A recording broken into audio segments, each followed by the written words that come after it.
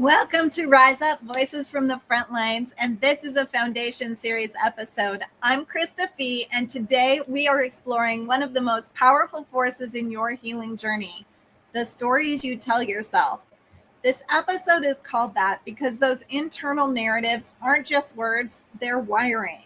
They shape how we see ourselves, how we respond to adversity, and whether we show up as the wounded or the warrior.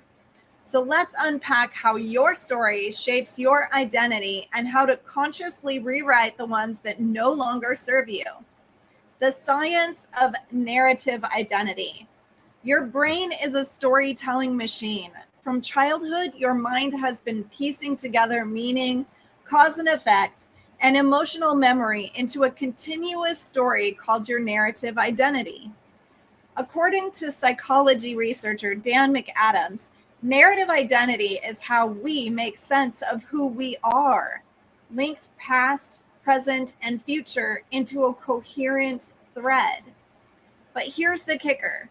The stories we construct aren't always accurate. They're filtered through trauma, culture, memory, bias, and our survival strategies. And if left unexamined, they can become cages. Neuroplasticity in storytelling. Here's the great news. Your story is not set in stone. Neuroplasticity is your brain's ability to rewire, meaning you can change not just your thoughts, but the emotional associations and behavior patterns tied to them. When we retell our stories from a place of compassion, agency, and integration, we literally reshape our brain's narrative map.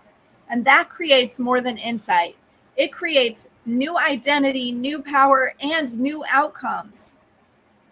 So spot the old stories. Here are some of the most common internal narratives that I hear in my work. I always ruin everything. If I speak up, people will leave.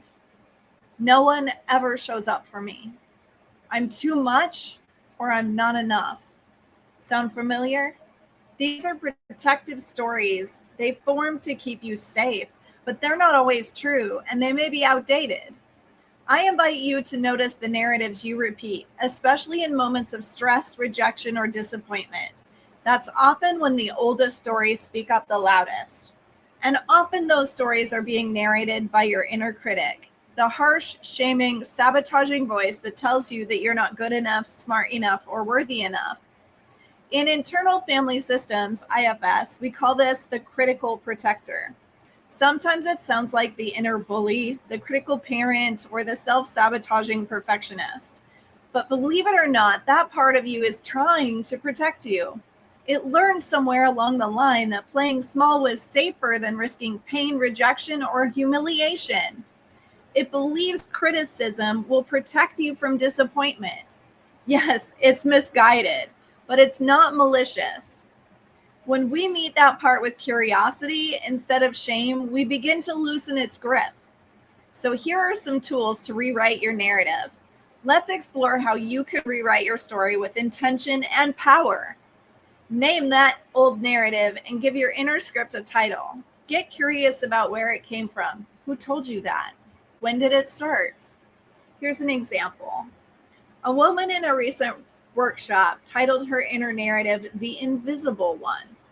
It had started in childhood when she was praised for being quiet and not having needs.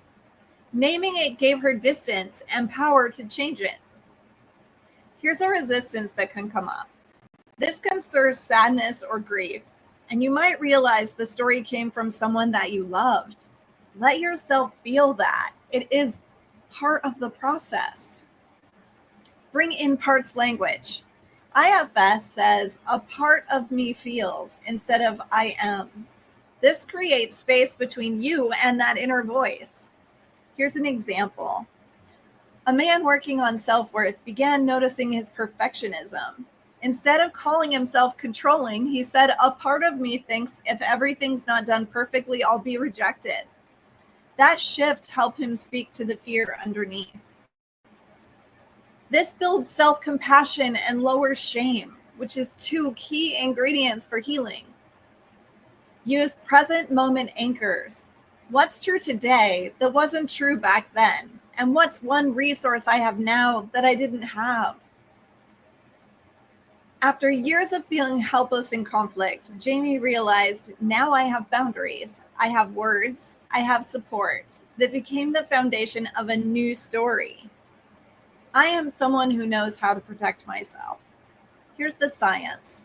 This activates the prefrontal cortex and helps regulate your emotional responses.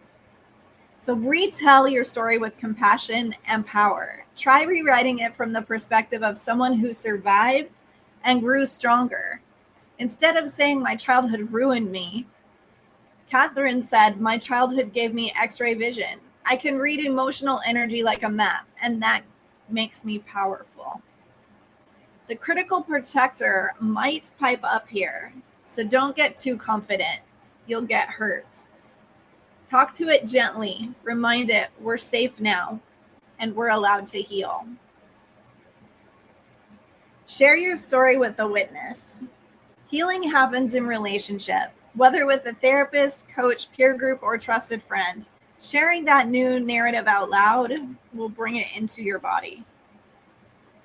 One participant in the Right to Heal program said, I never cried reading my own story until someone else heard it.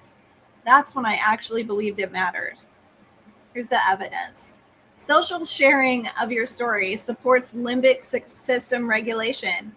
It reduces isolation and increases oxytocin, the bonding hormone that heals.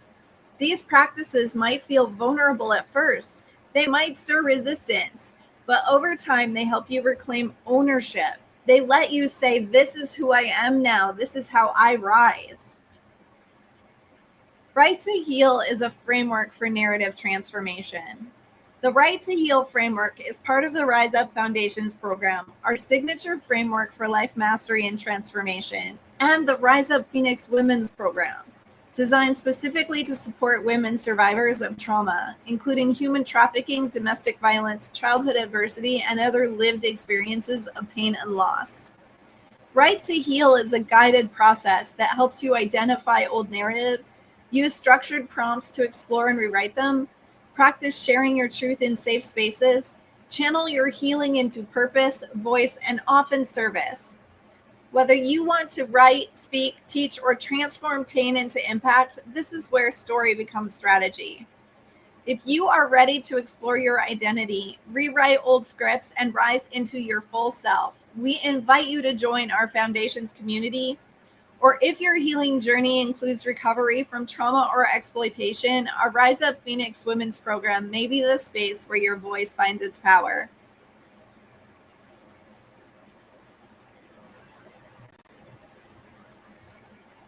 If you would like to, you can support our crisis pods, where your healing ripples outward, and so does our support.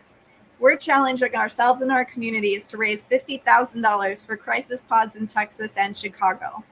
Mobile units bringing emotional first aid, practical support, and trauma-informed care to those who need it most. Thank you for joining us for this episode of Rise Up, Voices from the Frontline. I can't wait to see you again tomorrow.